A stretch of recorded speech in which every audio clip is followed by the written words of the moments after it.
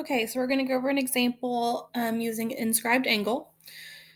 And remember, an inscribed angle is half of the measure of its intercepted arc.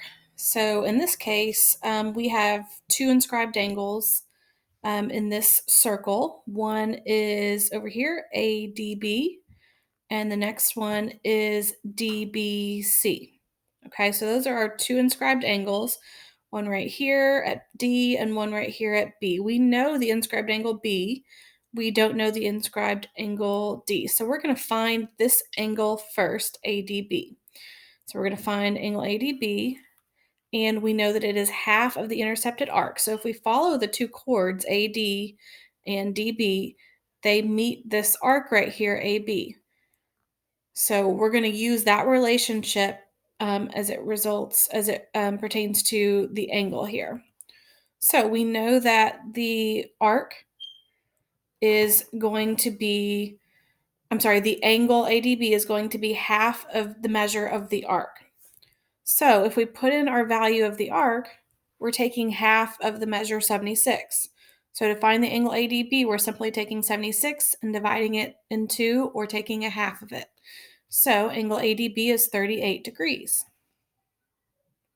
Okay, conversely, so the opposite, we also know that if an intercepted arc is double the measure of its inscribed angle. So if we know the angle, we can double it to find what the arc is.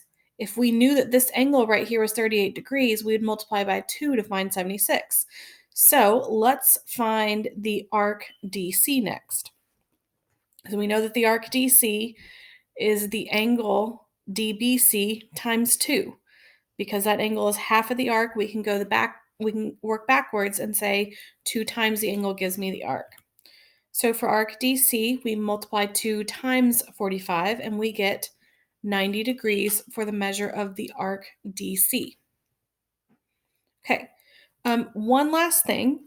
If I were to draw a line or a chord between points A and C, in this case it looks like it's a diameter because it goes through the center, I've formed another inscribed angle at DAC. So right over here, I've formed an inscribed angle. We already know that the measure of arc DC is 90 because we used this inscribed angle 45 over here. We know this is 90 degrees. So if I have another inscribed angle that matches this intercepted arc, it's going to be the same because they have the same arcs. We would take 90 and divide by 2, and we would get 45.